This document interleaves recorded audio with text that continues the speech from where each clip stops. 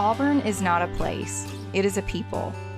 The loveliest village on the plains is more than a college sports venue, more than a university filled with historic buildings, more than a quaint little southern town. Its worth lies within its people, those that call Auburn home, whether that be for a single day at a time or for a lifetime. Much like our legendary Toomer's oak trees, our stories are the product of a firm foundation laid in the beginning of our Auburn story. These are the stories of the Auburn family. These are their roots.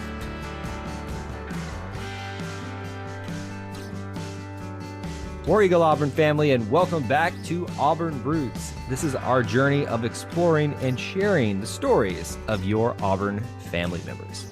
This is episode 30, and on these special episodes, when we hit the 10 mark at each of those roundabout numbers, 10, 20, now 30, I like to bring in guests that are special to me. And I mean special sometimes in good ways, sometimes in bad ways, but always usually it goes back to being good ways. A lot of these people that we've been talking to on these types of numbers have been related to myself or the E2C network, and that is going to be the case right here. If you are a fan of Auburn aesthetics, you are in for a treat in this episode. We are going to be talking about what makes the orange and blue so special, and there's one guy out there on all social media and has his own website that can tell you the ins and outs of every single aspect of the Auburn uniform. Yes, everything from Northwestern stripes to faded tiger stripes in uniforms as well. Most of you know who I'm talking about, but let me formally introduce to the podcast, Mr. Clint Richardson of the Auburn Uniform Database. Clint, welcome to Auburn Roots. Hi, Kyle. This feels weird. It does, and I'm not sure if I'm on the good side of this intro or the bad side. Well, you know, I'm special to you, but on a bad way, possibly. You know, there are some things that I won't bring. I'm kidding. Of course, This is good. Let me just here. I'm gonna use my favorite phrase that people make fun of me. I'm gonna set the table for everybody here. Clint, obviously, he and I have a long history. He has basically been one of those from almost the beginning of the E2C network. Has been helping out a ton. If you love our logo, you can thank Clint Richardson. If you love a lot of the concepts that we've come up with, he's had a very important part in building all of that as well. So he has been an integral part of the E2C network. He has been an integral part in helping Auburn fans love and appreciate the aesthetics of Auburn uniforms. And we're going to talk about that in great detail because obviously that's a big part of your story, Clint. So without further ado, I guess we should just stop, beating around the bush here and just get right into it because I feel like you and I are going to go down a couple of tangents at some point. I'm just going to need you to reel it in for me, buddy. I mean, that's more so you than me, but sure, I'll take the blame if you want me to. Yeah, I tend to blame you for things. Even the longer you've been away officially from like a regular basis on the podcast network, the more I tend to blame people like you. So I don't know how that makes you feel. Again, I think I'm on the bad side of this intro now. I think you are. All right, well, let's start here, Clint. I like to ask everybody this first before we get into the meat and potatoes of their Auburn story. Tell me a little bit about yourself outside of Auburn. Where are you from originally? Kind of where did you grow up? All that kind of stuff. Man, I don't know if I have anything about me that is outside of Auburn, except physically. I grew up in Huntsville, Alabama, more so Meridianville, just north of Huntsville, just south of the Tennessee state line. And I mean, I was born and raised an Auburn fan. I was called the Auburn kid in high school because I wore Auburn every single day. The days I didn't wear Auburn, my classmates would freak out and wonder if I was okay and what happened.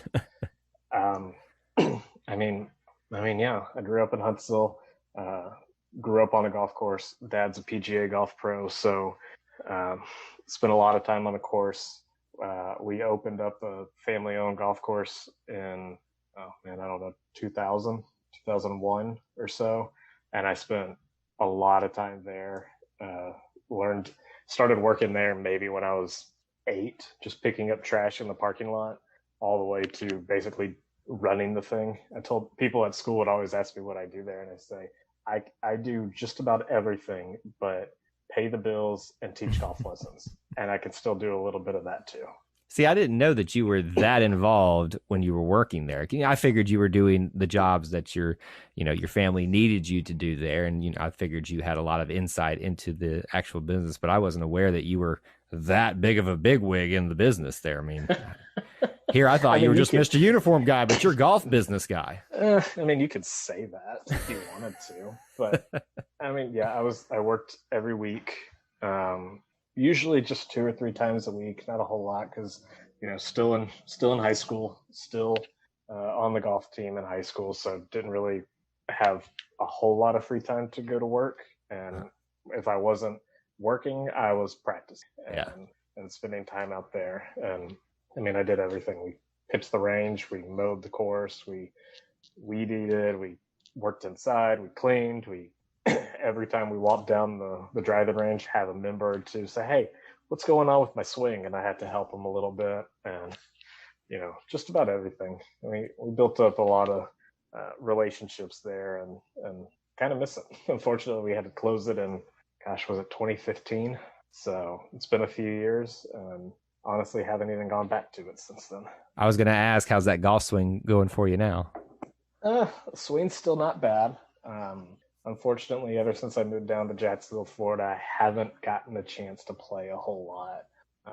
I actually did bring my clubs with me when I first moved down here, and they barely broke out of my car. And surprisingly, there's not really many practice facilities here in Jacksonville. So being able to just walk up to the driving range or the putting green or anything after work is just difficult. So my clubs are still back in Auburn, and anytime we go back to Auburn, try to make it a point to let's go play 18 at some point during this week, and let's go hit the course. See, I always forget that about you, is because we talk so much about uniform stuff together. I forget that you've got this, history and this, ability, I guess I'll say. I've never seen you play, so I'm just going to believe you when you say that you've got a nice golf swing. I don't have a good golf swing, but I've tried to get you to do an E2C network tournament with just the squad, and you're always too scared to pick up the sticks, bro. Listen, if you had seen when I took golf class at Auburn what I did to that course, I don't even remember what course it was, then you would probably be like, it's not something that I need to be doing to golf courses. All right, enough about me though. We got a good, I think, basis of where you kind of come from, obviously in the Huntsville area, and you're now in Jacksonville, but you spent some time at Auburn as well, which we'll get to. But what's life as an Auburn fan like in that Huntsville, Meridianville region? Is it even Auburn, Alabama? Is it another fan base in there? What's that like? Is it even? No, not at all. Oh man, I mean, we were the token Auburn fans. There were maybe a handful of us per class. Huntsville as a whole is incredibly special in terms of that Auburn Alabama relationship. You have rocket scientists that work out at NASA are a dime a dozen, and they're probably 90% Auburn grads, so that's always really fun. But when you get towards the part that I grew up, and then even more so into where my high school was, it's all country. It's my high school was surrounded by cotton on all 4 sides, and it's probably 75-25 Alabama fans, and maybe 80% of those Alabama fans have, 1, never been to Tuscaloosa, and 2, could not locate Tuscaloosa on the map. So, and I had a lot of friends growing up that were so annoyed by that, wondering like, why do all these people pull for that team? It's like, guys, it's just the easy choice. Mm-hmm. If you come from out of state, I mean, it's true when they say that you are required to pick sides the second you come into the state. And, if you're given that opportunity, why would you pick Auburn? Because nobody knows what Auburn is or where it is. You just pick the state name. It's easy. It's the one thing that you actually know. So we had a lot of those kind of fans growing up, and us Auburn fans stuck together, and it was really easy during the Shula era to just enjoy it. And It was a lot of fun during the 2010 season to enjoy it. And thankfully, I graduated in spring of 2012, and my freshman year at Auburn was the 2012 season, so I didn't have to deal with that with those people. But yeah, we had fun. We survived. we rubbed it in their faces. One of my I always like to tell this story. I think it was seventh grade. It was about 2006 season. I went to 2 games that year, and it was the Arkansas game and the Georgia game. And that's the Arkansas game in which a certain Gus Malzahn, as offensive coordinator, just went off with the fish play, stuffed the running back right behind the O line, and man, that one was just wild. But get back to school, and I had been making so much fun of Alabama. How can you lose to Arkansas? Arkansas's trash. How can you lose to these teams? Alabama's just bad. And I get back after that Georgia game, and one of my friends sits right next to me, and she gets up on her desk, leans over, and gets in my face, and just screams, "Who's the loser now?" And it was hilarious. I love looking back at that. I don't know if she would even remember that story, but yeah, those are the kind of people that I grew up with. Well, it sounds like it's typical of a lot of places where you grew up, where the tendency always is to lean towards Alabama. And I like the way you set that up. I mean, it makes sense. Easy choice. It is. But, I think what you also said is very important as well. Why would you choose Auburn? And those that figure out the why, they're the ones that really understand what it means to be part of the Auburn family. So I think that's a very important statement that not anybody's brought up on this series yet, that I think, when you said it, it's kind of sounds like, well, that sounds like a slight towards Auburn. But no, if you can figure out that why, you're in. Yeah. I mean, again, as if you're presented with that life or death question without any opportunity to research it or to figure it out, you're probably going to go with the larger crowd and fit in. And it's the easy choice. And like you said, those who pick Auburn, there's a reason you picked Auburn. Absolutely. And I think, oftentimes too, you're going to get me now you're going to get me going on all these nostalgic things, all these feelings about Auburn. I always equate the Auburn story. If you want the quintessential Auburn story, it's the story of Pat Sullivan and Shug Jordan. And if you don't know that story, you need to go look it up. I'm not going to take the time. You can go listen to any half dozen episodes on this network, and you'll hear that story straight from Kyle's mouth. Live streams on YouTube as well. I will preach. Literally, people are screaming, "Stop talking about the story of Pat Sullivan and Shug Jordan." But it is. I was about to myself. It is the quintessential Auburn story, and it tells us who we are and why we are. All right, enough about the general Auburn story. More about you. What I'm picking up here and what I know about you personally, but just for the listener's sake, from the get-go, it sounds like there was no other choice other than Auburn. Is that correct? Absolutely. My parents will be the first to tell you that I went to my first Auburn game in the womb.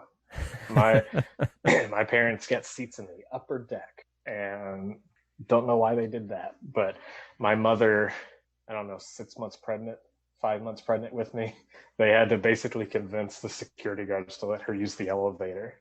And so yeah, I don't know what game that was, some point in 1993, but yeah, that was my first game officially.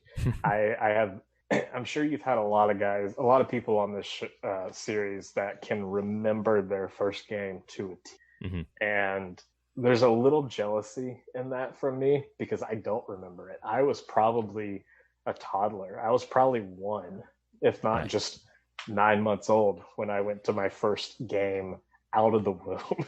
Mm-hmm. So I have no recollection of those kind of memories. And we went to one game pretty much every year for the longest time. And then, when I got to Auburn as a student, was finally able to go to more than at best 2 games. Right. Well, and I think that's a story for a lot of people. I can speak to that myself.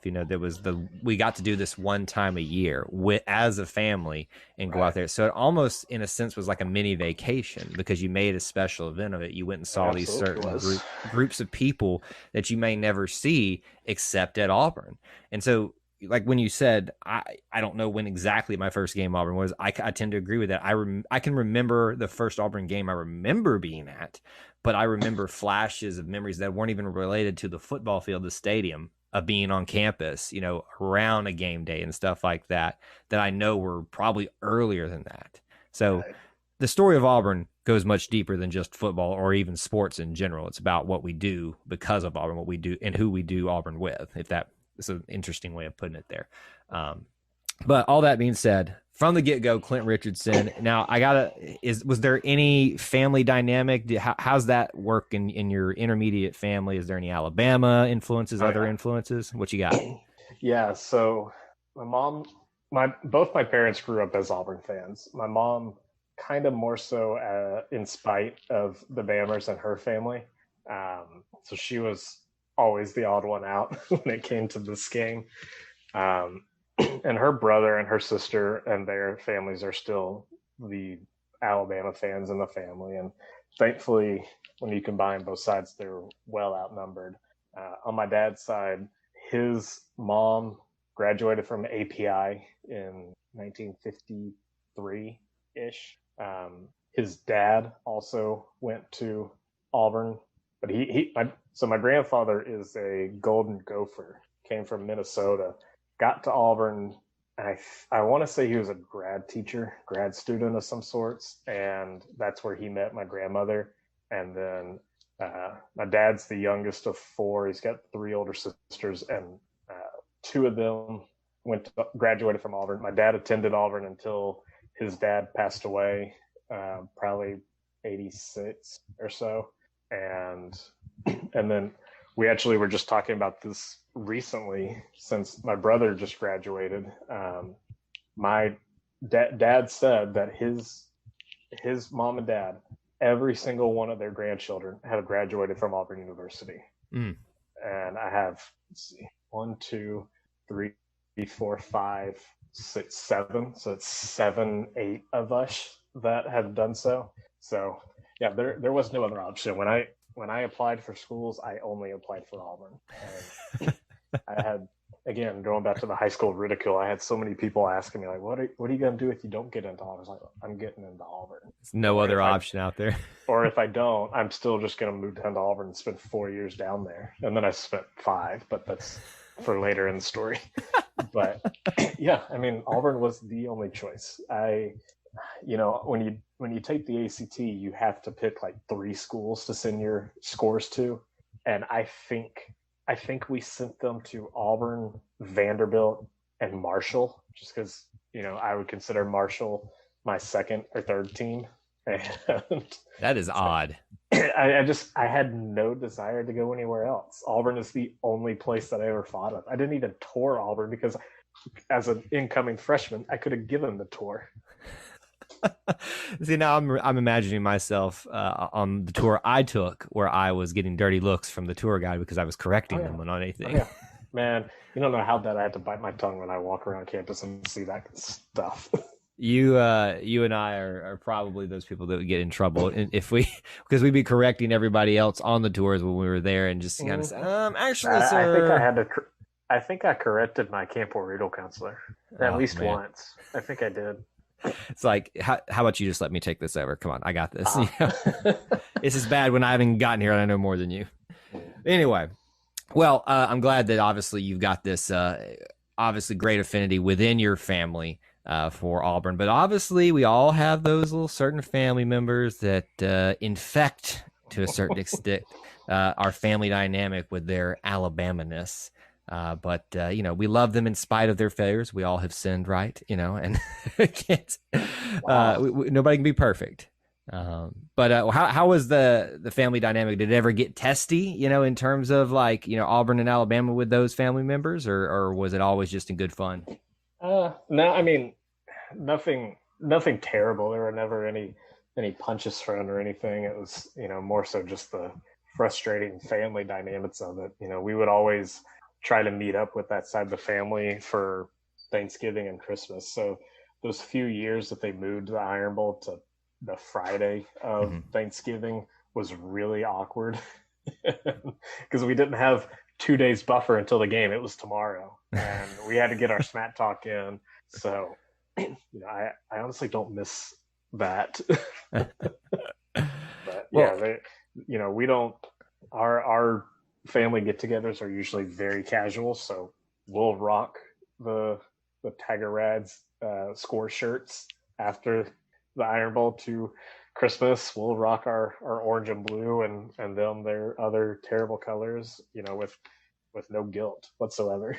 see, I love it that way, just having shameless fun at that point, because I think that's where it needs to be. We can jaw at each other, we can have fun with each other. And obviously, some people tend to take it a little too far. Sometimes Alabama fans take it too far with themselves. I'm not even going to reference the story a couple of years back where it got a little fatal, unfortunately, because someone wasn't upset enough about a football game.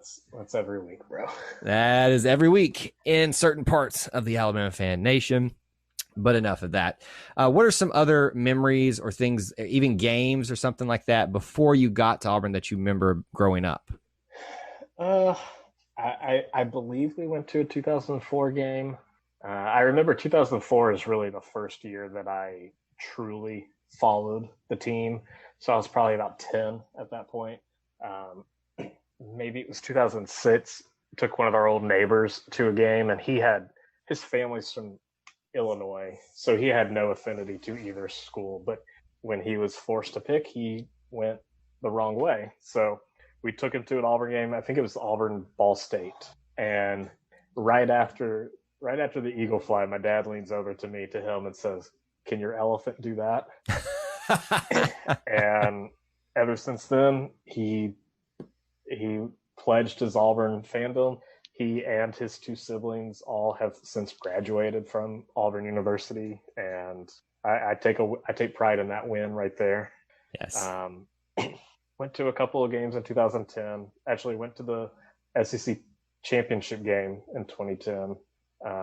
When the SEC network started coming out, it's kind of when I got really into all Auburn athletics. And I remember before that only watching the SEC baseball tournament, and that's the only games of the year we were able to see in North Alabama.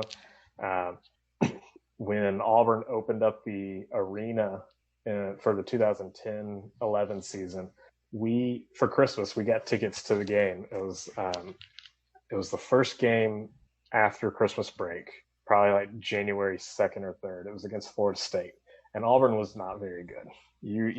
We won't say that coach's name on this series, but we knew we weren't very good. So we joked, we're only taking this trip to see the arena. We're here to see the facility and nothing more. And then we won the game. Well, I would be remiss if I didn't try to get you stirred up with revealing that certain coach's name, but I think I'll refrain. Not happening.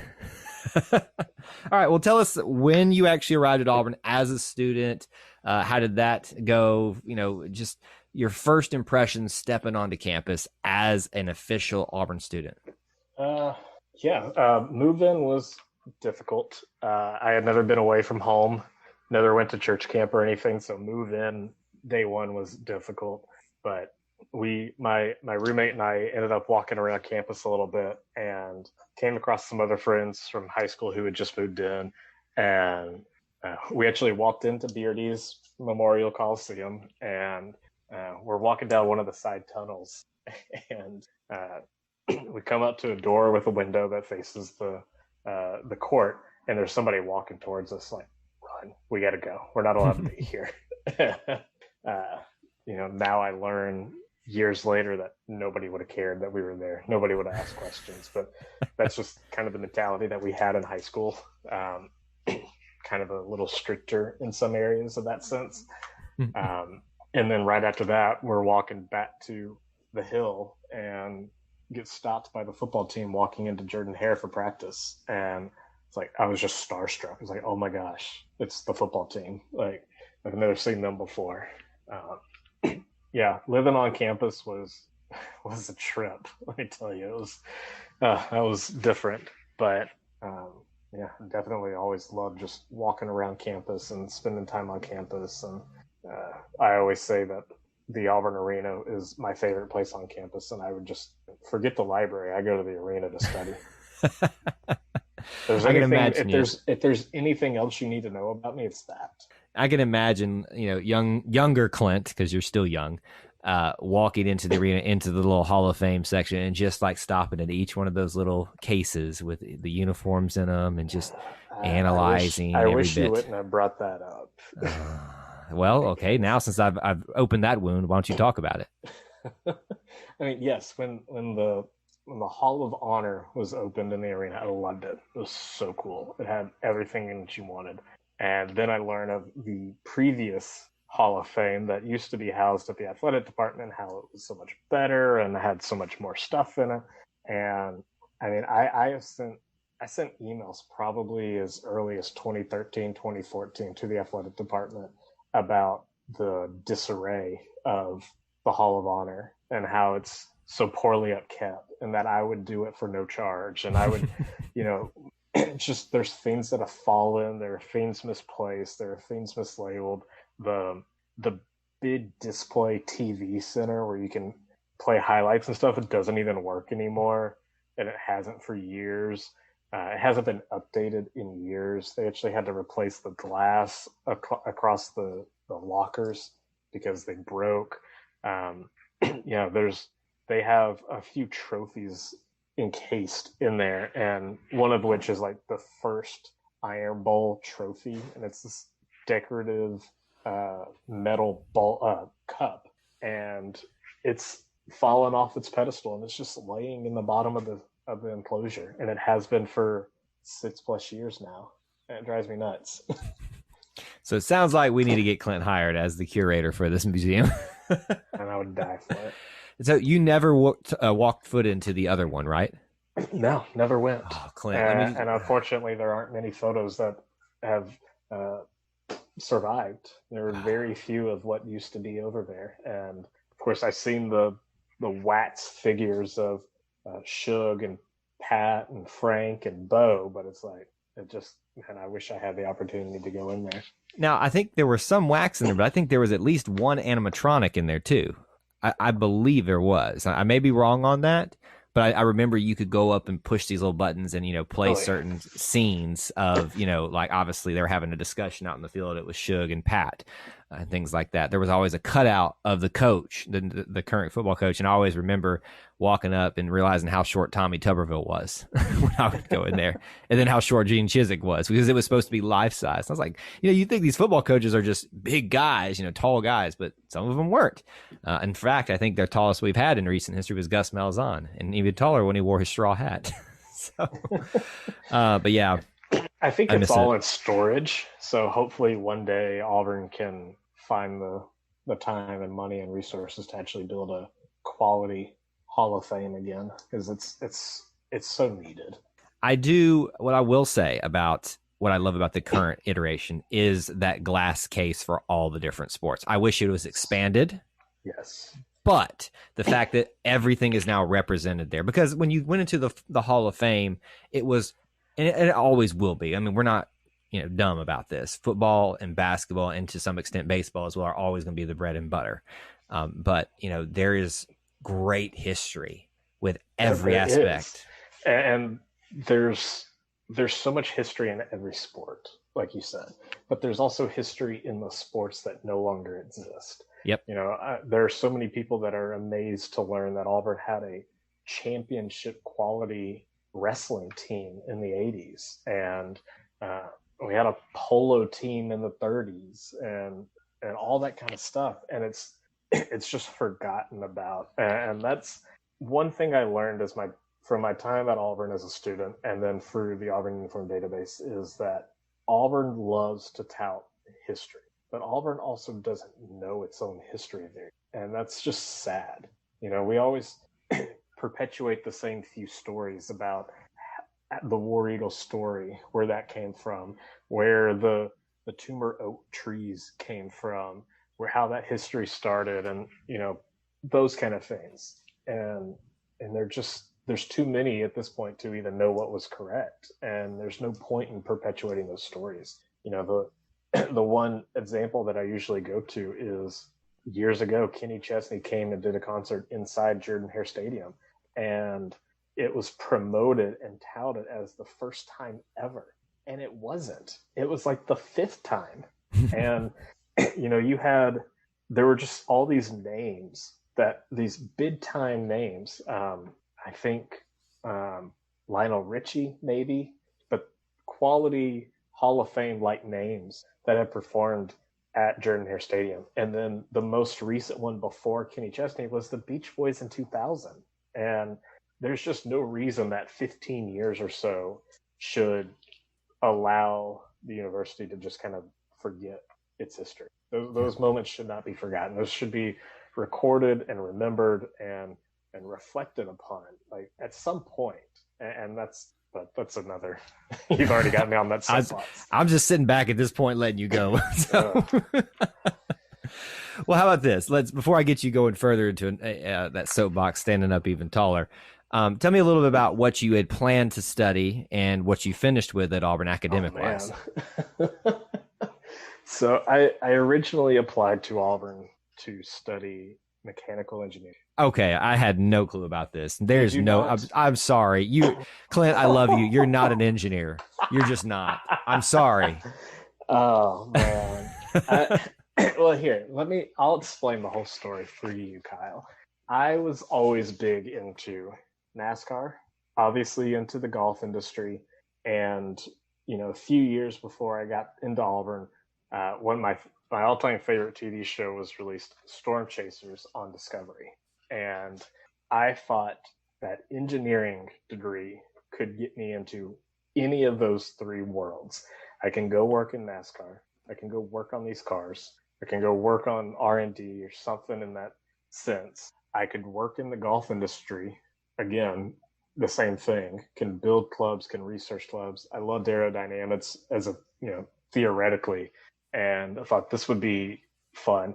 And then also into the storm chasing, prevention, researching world. And then I realized I'm not a researcher. I don't like math. I'm not good at math. But let me stop you real quick. You're a researcher in a different sense about history and stuff like that, but yes, like math. Not a numerical. I am not a numerical researcher. There you go. And so we're at Camp War Eagle, and was underprepared for what was about to unfold. So we stayed.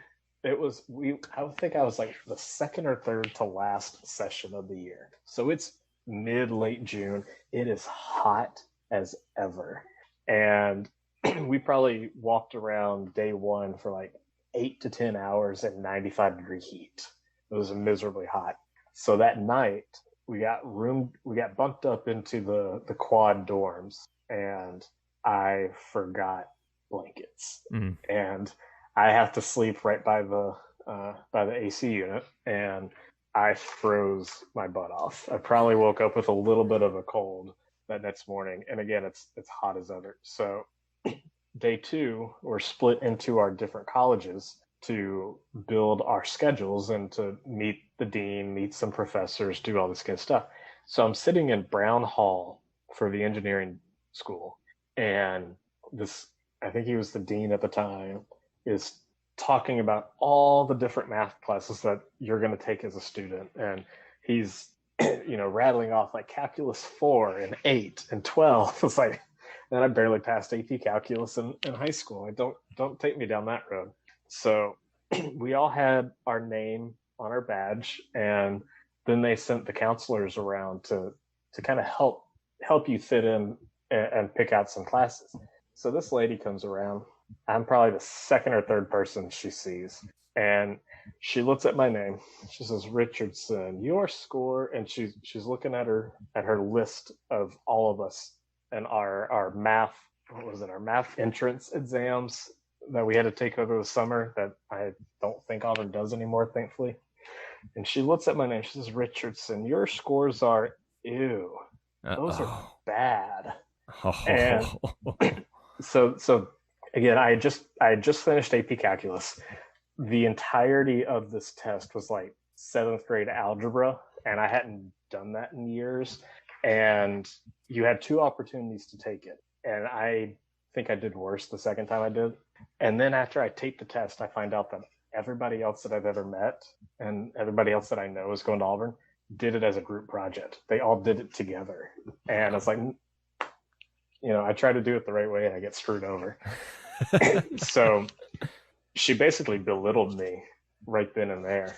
And I decided I was no longer going to be in engineering. But unfortunately, I was still technically an engineering student.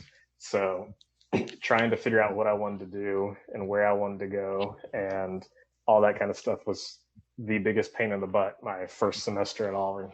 And then I finally said, screw it, we'll just go to business. We'll do marketing. We'll do that. And then I stayed.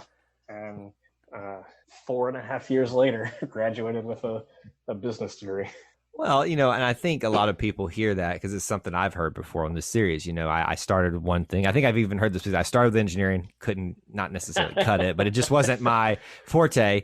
And I just went to business because that just seemed like the wise thing to do. But I think this, Auburn's got a great business school and there are many aspects of that. The stat that we were given at Camp War Eagle was that this average student at Auburn changes their major 7 times. My goodness. I feel better now.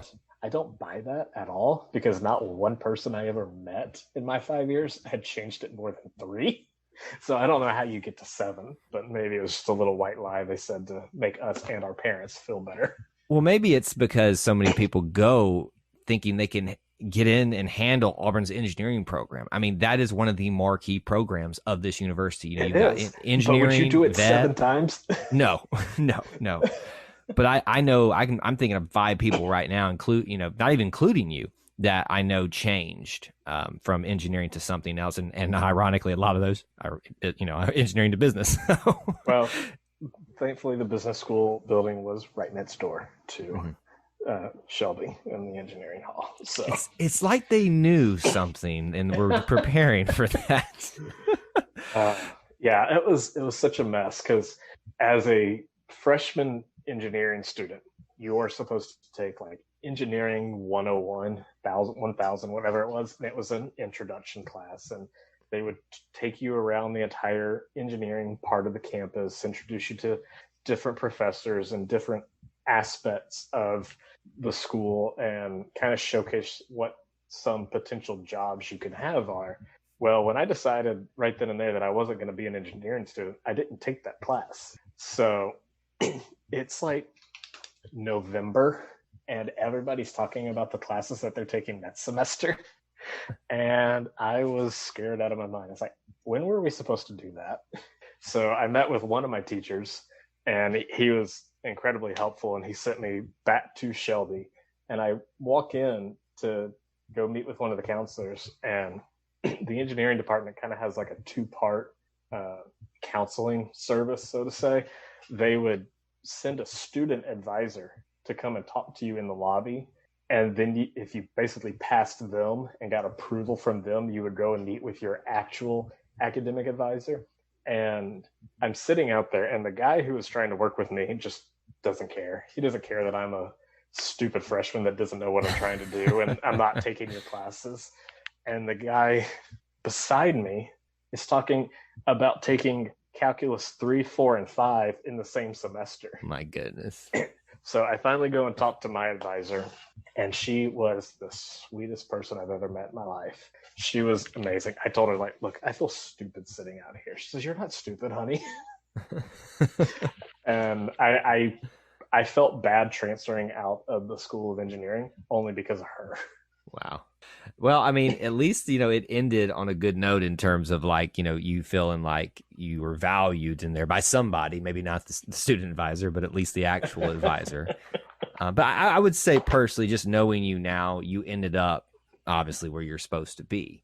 Could you imagine me as an engineer, Kyle? Clint, if you were an engineer, I would make sure I was 1,000 miles away from any building, any Ouch. Locomotive, Ouch. anything that you could conceive as an engineer. I would make sure I do not touch it, Clint, because you would worry more about the aesthetics of it than the actual functionality of it. And I say that with all the love in the world. That hurts. That really hurts. And again, I think I'm on the wrong side of the intro now.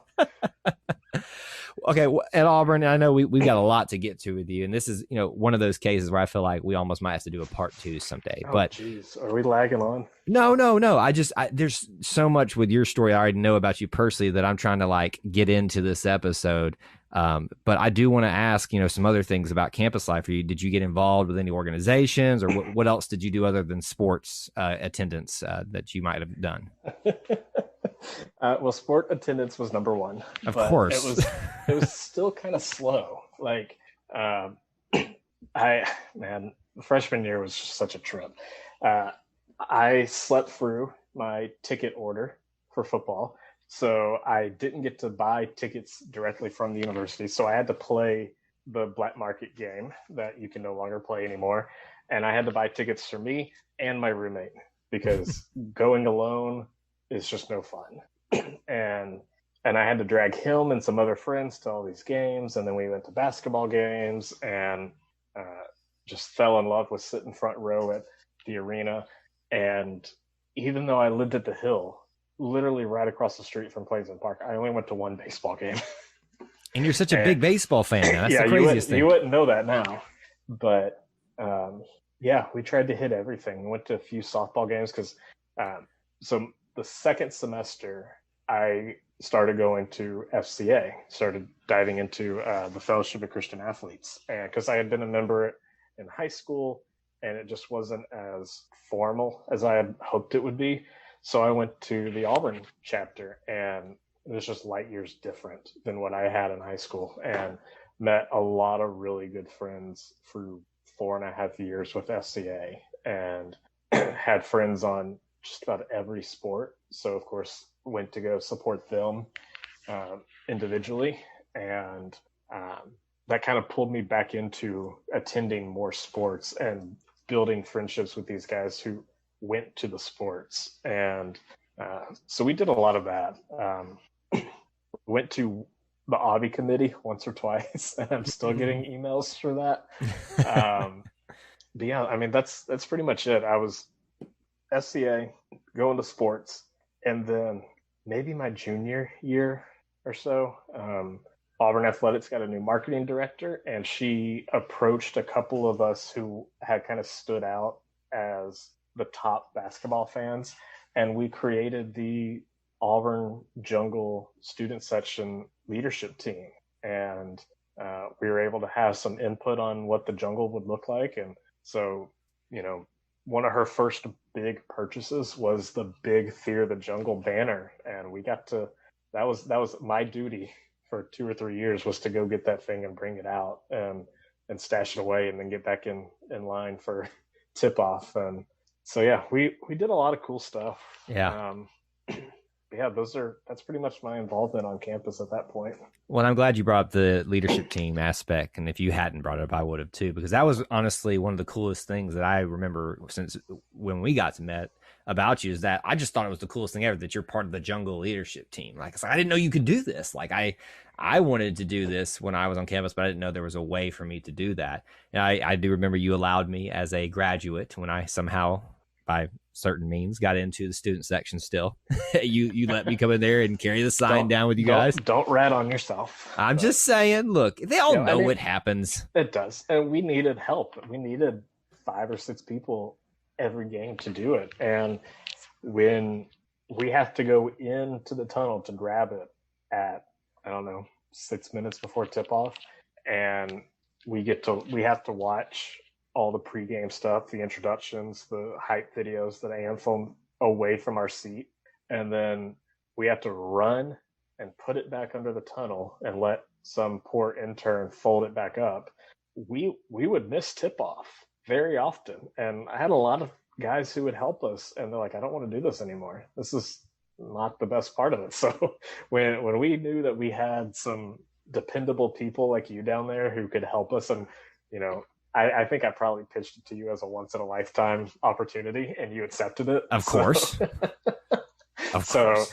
But yeah, I just needed you. I just needed an extra person, and you were just there. Well, thanks for making me feel special.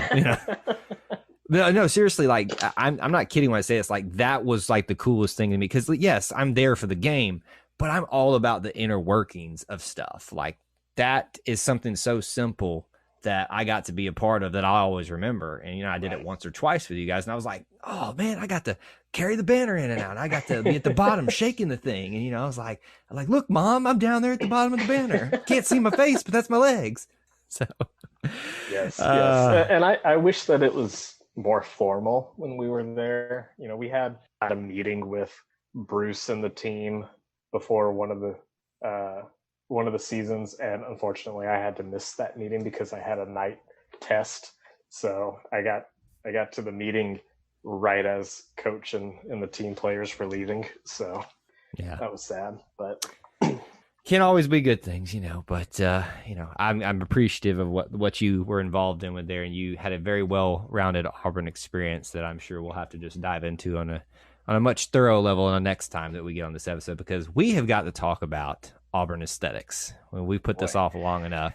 And the question I have for you is, obviously, as the creator of the Auburn uniform database, was it Auburn aesthetics originally that got you interested in it, or was it just, were you always a guy that noticed logos and noticed colors and schemes and stuff like that? Like, was that more of your story, or is it strictly Auburn stuff? Kind of a little bit of both. So, you know, again, I mentioned earlier that I was big into NASCAR growing up, and I had a GameCube growing up, so we had the NASCAR games, we had the Madden games, we had the NCAA football games, and the first thing my brother and I always did when we got one of those games was go to the create a team, go to the create a car, paint a car, whatever it was, and just play with all the different settings and see how far we could take it. And you know, because the creative teams were always all 99s across the board and they were just so good, we would honestly just go in and create Auburn and create it to a T design wise, and then just go and play as Auburn and beat the crap out of the real Auburn. Yeah, I always loved the different paint schemes for the race cars. Collected a lot of the diecast cars and could kind of tell you at what race and what season each car had been run based off of a few different decals on it. And then I found a website called UniWatch, and Paul Lucas had been writing for ESPN and on their old page 2 section, and that was a website that I checked every day. And then when I would see Paul's name pop up every few weeks, I would just kind of like binge read through uniwatch.com and realize that this was a thing. Like, people cared about how something looks. It's not just thrown together at the last minute kind of thing. And I saw people just doing all sorts of research projects when it came to uniforms and aesthetics and logos and stuff like that. So I always seemed to have kind of a random summer project after after going out to Auburn. So when I would be back home in Huntsville, I was like, I just need something to do. So that first year, the summer of 2013, I started the Auburn uniform database, but it was actually the Auburn basketball uniform database because, you know, again, talking about poor history and poor archive of Auburn history, there were so many different uniforms that the basketball team wore between the late 90s and the early 2000s that I had no idea what year any of these photos were from. And I kind of wanted to figure that out. I wanted to put together a complete history of the Auburn basketball uniforms. And because it was just a summer project, it died off real quickly. But I already had the site. I enjoyed writing. I enjoyed the research of it. I enjoyed playing around on Photoshop. And it just kind of expanded from there. I saw somebody during the 2013 football season, I saw somebody post on Twitter, is this the longest that Auburn has gone without wearing the white uniforms? Because if you remember, Auburn had like 6-7 home games in a row, and we played at LSU. So, of course, we wore the Navy jerseys. And it wasn't until like November, late October, early November, when Auburn traveled out to Texas A&M. And that was the first time they wore the white jerseys. And so that just set me on this very deep research hole of let me go and find every time Auburn wore white the first time in the season.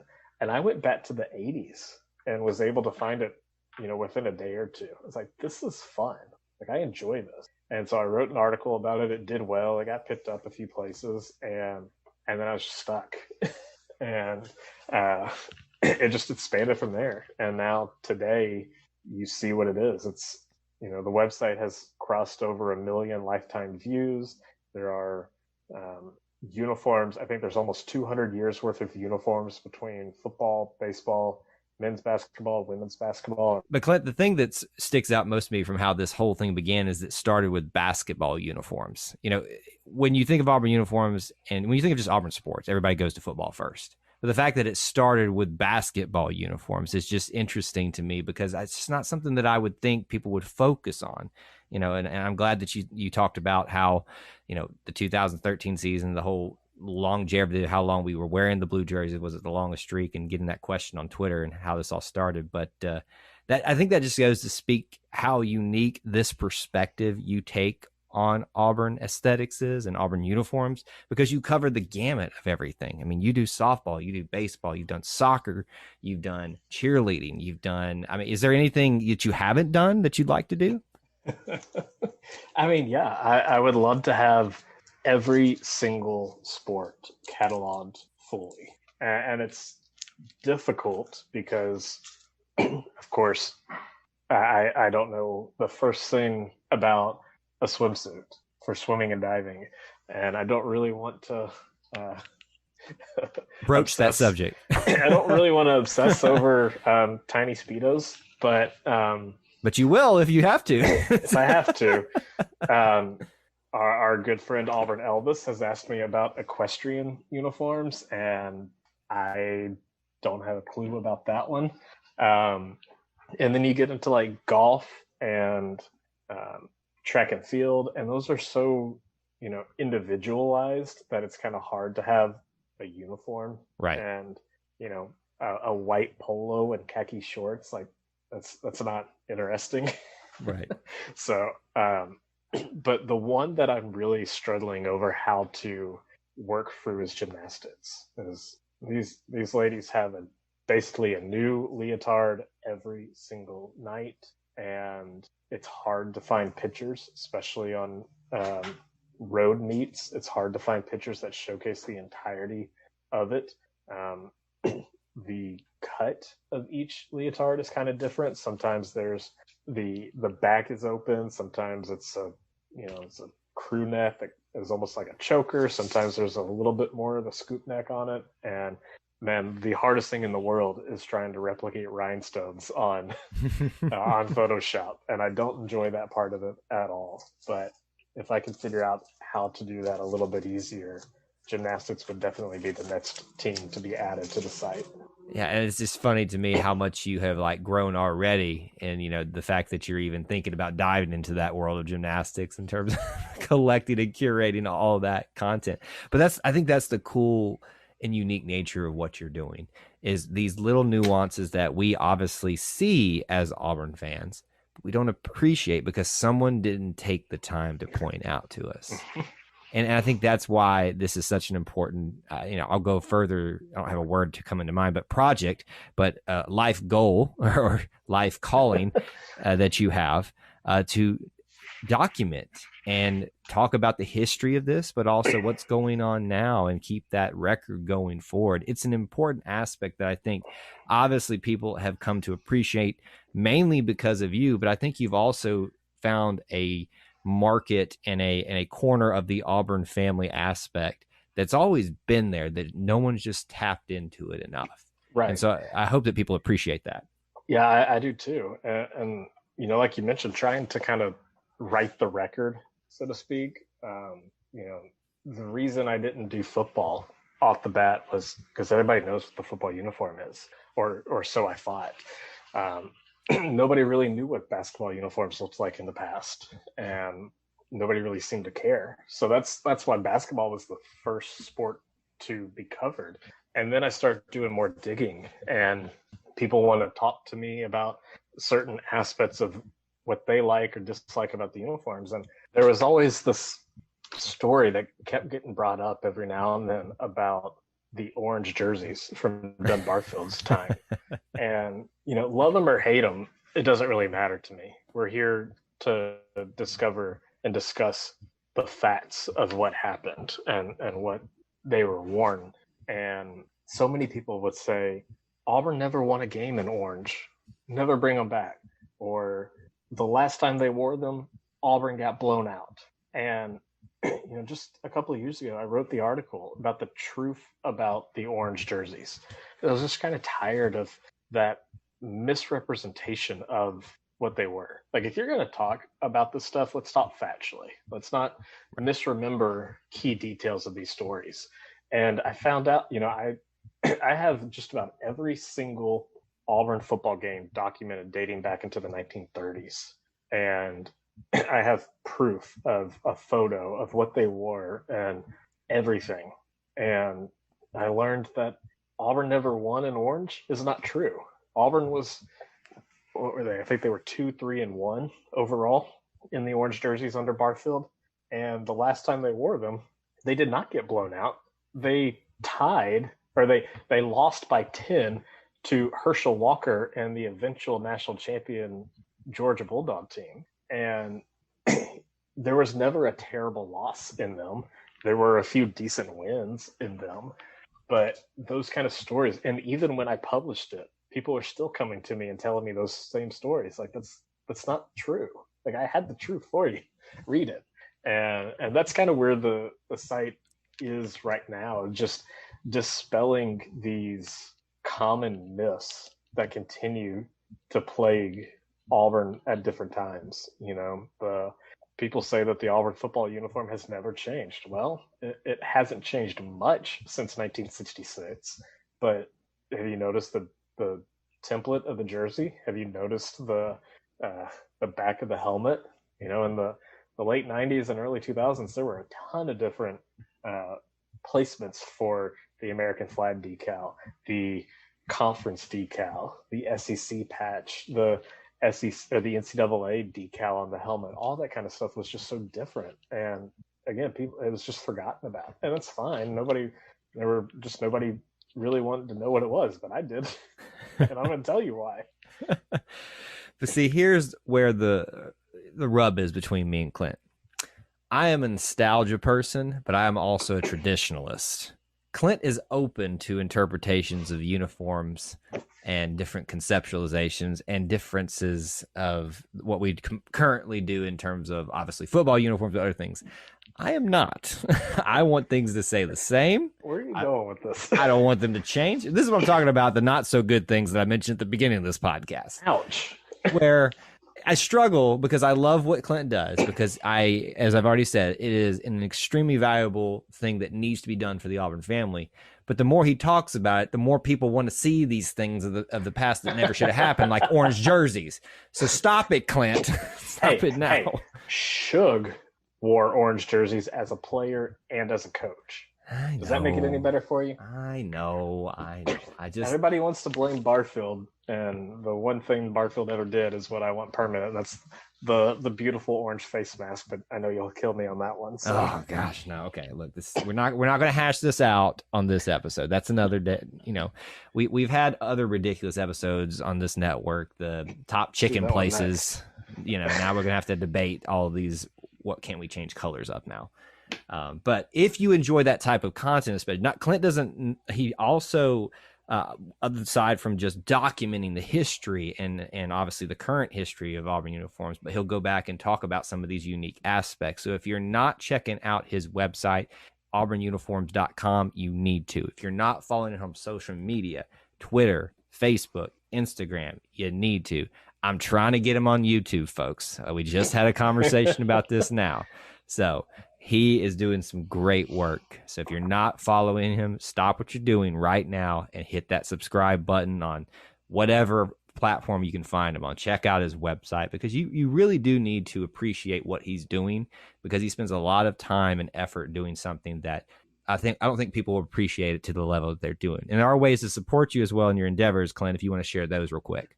Yeah. So obviously the best ways to always support are just reading and sharing and liking anything that's posted. But you can always visit auburnuniforms.com/support and see a few different things. You can buy an AUD t-shirt. You can shop Fanatics and buy any shirt, anything you want of your favorite teams, Auburn or not. Portion, if you shop through my link, a portion will kick back to me. And also you can donate directly to the work that I do with Buy Me a Coffee. Yeah, those are some real easy things that you can do, and he very much needs those just to continue to make this something that he can sustain and do and go forward and continue to do this, because I know he'll do it regardless in some capacity. But if you want to see this project become even more than that, you can help by doing that simply by sharing his stuff, simply by going and checking it out, and letting a friend know, hey, check out this article about these stupid orange face masks that Kyle hates so much. All right, well, we'll have to pencil in the orange face mask debate. Yes, we'll do that sometime. There'll be many debates in the future. Real quick, though, I want us to talk about our history very briefly. And we've talked about this on previous episodes. If you've not following the main feed and everything where Clint's on whenever he can be, we'll talk about this more in great detail. But I think you and I got connected in late 2000, no, maybe mid 2013 about what was the topic on the podcast that you first came on about? Oh man, I don't even remember. I think it was just the general, let's talk about Auburn athletics, and somehow we got off on topic on the stirrups talk. Oh, that's what it was. That's what I was looking for, because I hated the stirrups on the baseball players, and then we got into a debate about that. It went from there, and things just led down a road to where one day we had Clint on a couple of times, actually, because we used to do a main show where we tried to do every aspect of Auburn athletics on one show, which was stupid. I agree. That was stupid. I know. Don't have to tell me. But Ben and Tristan now are like hearing this and screaming at me. Kyle, we tried to tell you. It doesn't matter. It's over. But finally, we broke out into this network concept because of Clint Richardson, because I reached out to him because I knew he loved basketball as much as I did. And I said, I'm throwing around this idea. Would you want to co-host with me a trial run on a spinoff show called E2C Inside the Jungle? And Clint, what possessed you to say yes? Beats me. But the beauty of this is that you and I chronicled the very beginning of the Bruce Pearl era. How lucky were we to watch the rise, the doldrums of Auburn basketball and the rise to the Final Four. That was incredible for us to do. Yeah, it was a wild adventure, and I think maybe that's what encouraged me to say yes to you for some reason. Was I was tired of seeing lackluster basketball under the old guys. So yeah, I think it was a lot of fun. I unfortunately didn't get to make it to Bruce's landing at the airport, but I was there when his show cause penalty cleaned up at the arena, and man, we had a lot of fun talking about Bruce. Gosh, it couldn't have been better timing, because we had this idea and it just meshed perfectly with Bruce's arrival here, and there was so much excitement, and obviously it culminated. We worked through those frustrating, first couple of seasons, and they were frustrating at times, but we kind of both saw the writing on the wall. I don't think you and I would have expected a Final Four run in that fourth year, but my goodness, we knew something good was coming. And I love doing it in the audio format. So you can obviously go back into the archives of the main feed of the E2C Network if you want to just I think we started with the Texas Tech game of Bruce Pearl in his first year, all the way up to the Final Four. Clint was my co-host on Inside the Jungle for most of that until Drew Hooper stepped in. And now we have Gray Oldenburg. Clint's just so busy trying to make me mad about this, getting the uniforms changed now that he doesn't have time to be on my podcast all the time anymore. But, don't twist my mission. I'm not here to change anything. I know. This is just my little thing that I have, my little bone I have to pick with you about all that stuff. But anyway, yes. So he's been a mainstay on the network, and we'll obviously have him on as much as he wants to be here because we love talking about this aspect of Auburn athletics. He also was a co-host of Inch Hitchcock Hecklers, the baseball show with Chandler Fullman. Bless you for doing that. The fact that we put you with Chandler and you still did it for a couple of seasons was a miracle in and of itself. Well, honestly, be honest. Who was more difficult to be a co-host with, me or Chandler? You. I was more difficult? How on earth was I more difficult than Chandler Fullman? Because you just disagree with everything. Well, of course, because that's my job. I have to generate conversation. Sometimes I just disagree to disagree. Chandler was difficult to schedule.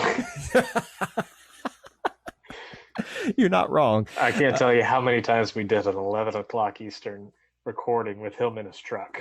I know, because you know how many times I got midnight recordings from you all? That was interesting. Anyway, we love you, Chandler Fullman. We're just giving you a hard time. But Clint's obviously had, a big part of this history. I've already mentioned his efforts into creating our logo and to creating a lot of our branding that we stuck with to this day. So if you're not appreciative of what he does for Auburn uniforms and aesthetics alone, if you're a fan of this network, you can appreciate what his influence has been. And I am obviously very appreciative, as well as hard of a time as I give him at times. It's only because I like him that I pick on him so much. Is it? Yeah. Well, somewhat, You can ask Jessica about that. If anybody knows anything about, I kid because I care, it's your wife. Absolutely, she does.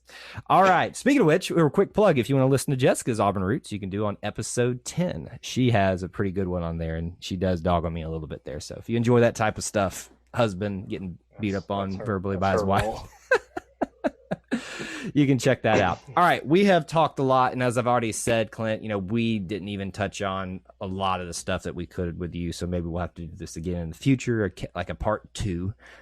But I do want us to kind of round out our discussion today with my not so rapid fire questions about Auburn stuff. A lot of this or that, pick this your favorite, all these kind of things. And then maybe a little bit of explanation of why you picked that. So if you're ready, we'll jump into it. I will try to be as rapid as anybody you've ever had on this show. Oh, it's never rapid. That's why I had to change the name. So it would not be any more appropriate for this to be the first question of our conversation. Orange or blue? Orange or blue? Which one is it? I've been prepping for this one, and I still don't have an answer, but I'm going to just go with orange. Why? It's louder. Okay.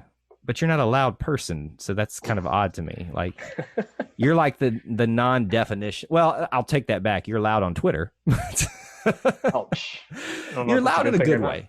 You're loud in a good way because your voice needs to be heard.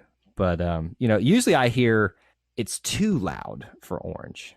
Do you agree with that?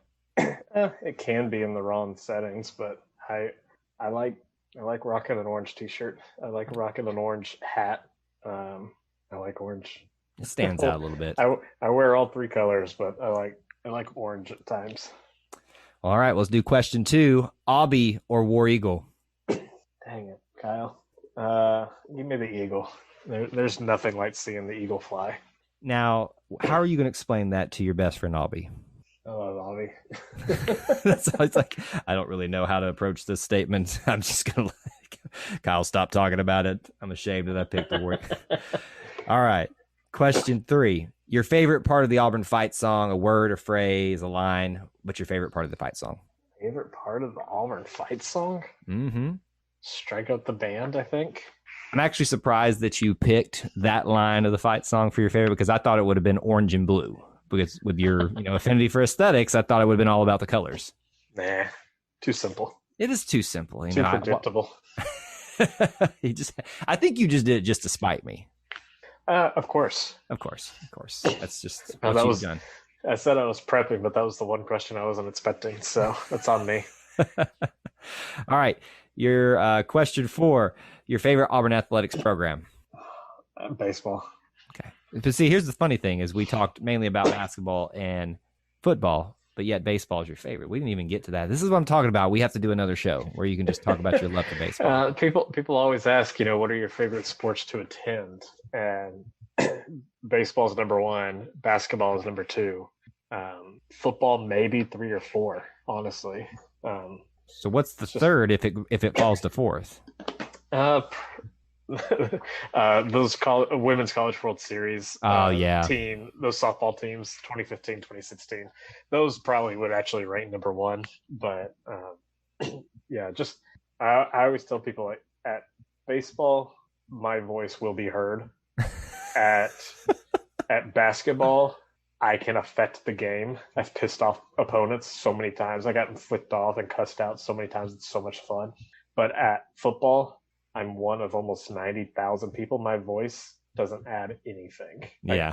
I personally have no effect on that game. I am just a spectator. And, then when you add in the whole, just this, what's the word I'm looking for? The whole hassle of going to a football game almost outweighs the enjoyment of it.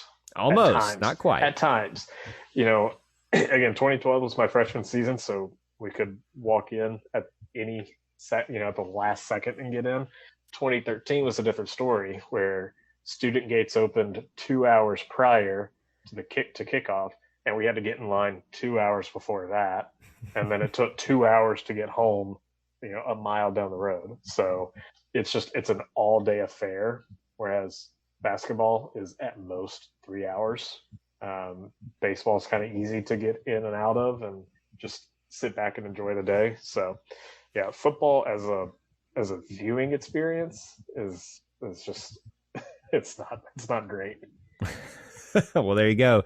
He's all about the aesthetics, even just of the gameplay and the experience outside of it, not just colors and designs and things. I didn't think we'd break it down that way. Question 5, your favorite Auburn athlete? All of them? No, I'm not going to let you get away with that. You got to pick one. If I picked one Auburn athlete. Who's my favorite Auburn athlete?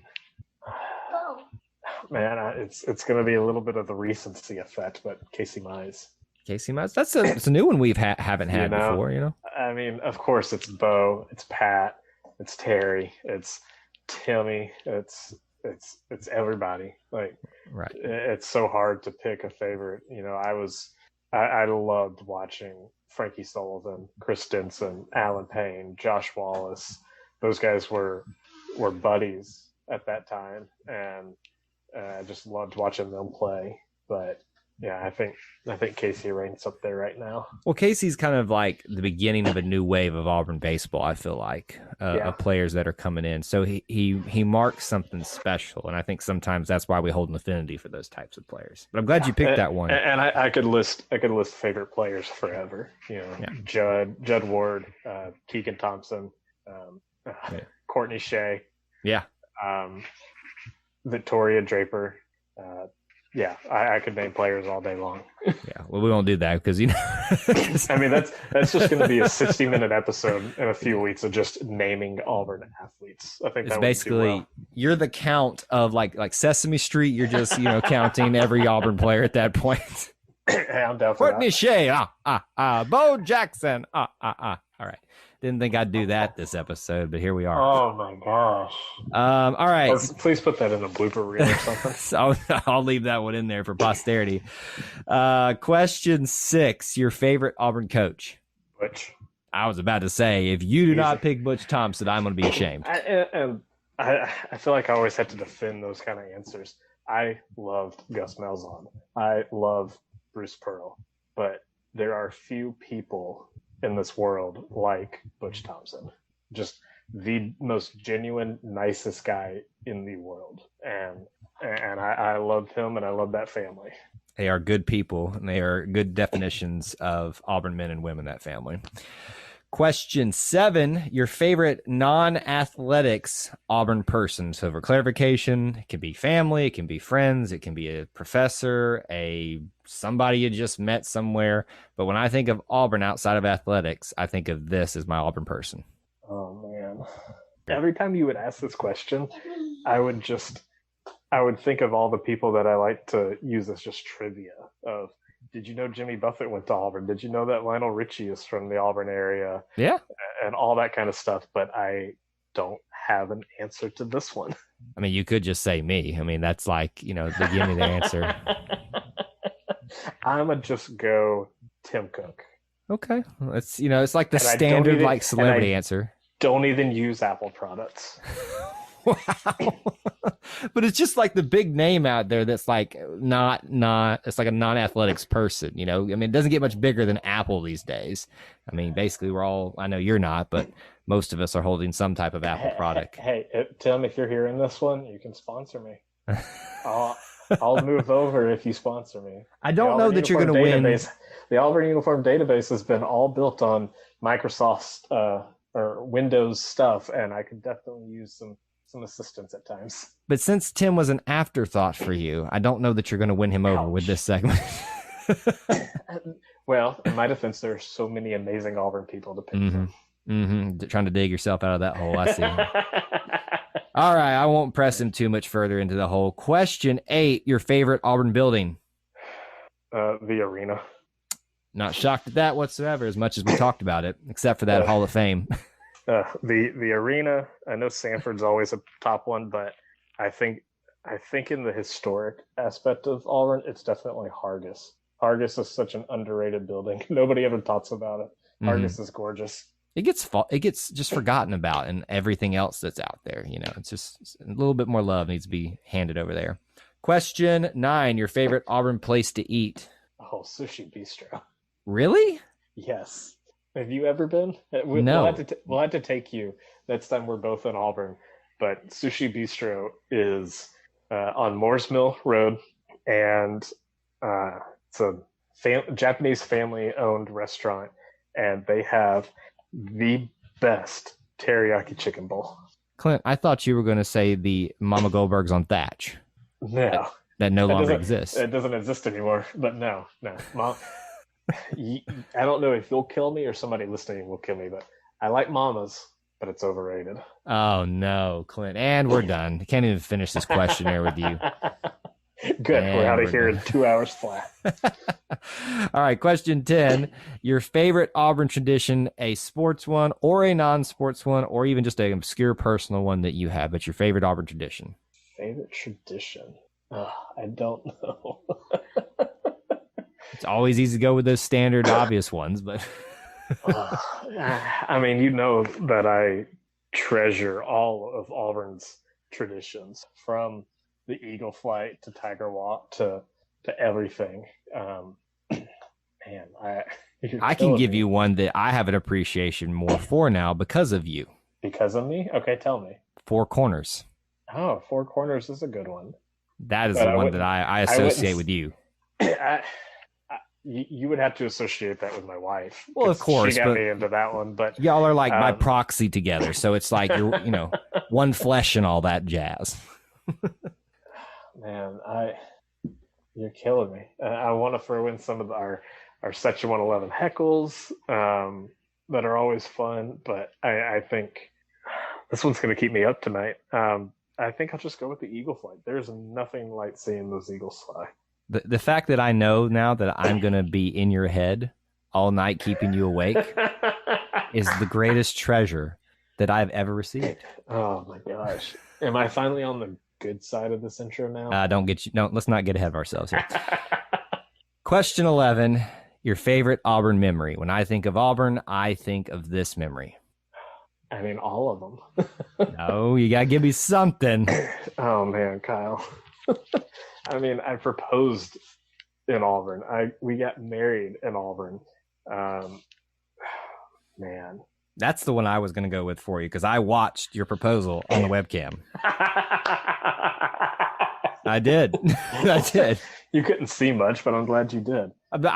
Clint, I don't know what, this sounds bad, but you stick out, buddy. I don't know. I mean, you were dressed up nicely that day, so it's not like you were wearing your usual Auburn garb, but like, I know Clint Richardson. I mean, the qualifier of dress nicely is just without a hat. That's what it takes for me. And I think that's why I do it. I was like, oh, look, there's a guy whose hair is so flat. It could have never had a hat. Who's that dude with the big old head? Yeah, I mean, I'll just go with the proposal. I would think that was a safe bet for you if you want to sleep tonight on your bed. That would be probably the good one to pick there. She's staring me down too. I know she is. That's why I'm trying to. Listen, I'm throwing you a lifeline, and you're not grasping it, man. I can only do so much. We'll talk about what the real one is later when she's not there. Anyway, all right. Your final question tonight. I want you to describe Auburn to me in one word other than family. Home. I was going to go aesthetic, but I mean, I wouldn't have been shocked. It would have been the fitting answer, but no, Auburn is home. It is, and it's just, it's home for us, whether you actually live there or not. It's about the feeling that you get when you get there. And I know you recognize that from our many conversations over the years. Home is, where your heart is, to be, like just cliche. But, I think all of our hearts, in some extent, lie in Auburn, and we always kind of leave a piece of it there, and that's why we come back to it. So, obviously, you're a little bit lucky. You've got family now that lives there, so you've got an excuse to go back more than most of us. But, home is a great answer for that. But, buddy, it has been fun sitting down with you, talking about your story a little bit, getting to know you. I learned a few extra things I didn't know about you. Some I didn't want to know. But I hope that this doesn't jeopardize me from ever getting a job with the engineering department one day. We'll see what happens. We could probably pull some strings and work around that part of it. But I hope everybody else has gotten an appreciation for Clint. Obviously, I know that everybody tuned to this to learn a little bit about the uniform database and his love of all that type of aspect. But I hope you appreciate the guy, too, and the person and his history and his Auburn story. And just like I tell everybody else, Clint even said this to me, I don't want to do this because, it's not that he didn't want to do this, he just didn't think his story was worthy. And it is. Everyone's story is worthy. It is. It is, Clint. You started a website about Auburn uniforms. How is that not worthy? Okay, we've almost got 2 hours. I think that says a lot. Oh, there you go. And we still can probably talk about much more. So we'll do that on another episode.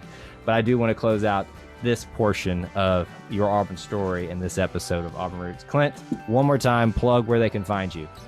You can follow me on Twitter at ClintAU24. You can follow the Auburn Uniform Database on Instagram and Facebook at Auburn Uniforms, and also be sure to check out the website at auburnuniforms.com.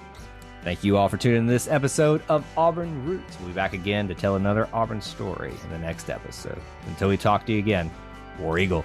War Eagle.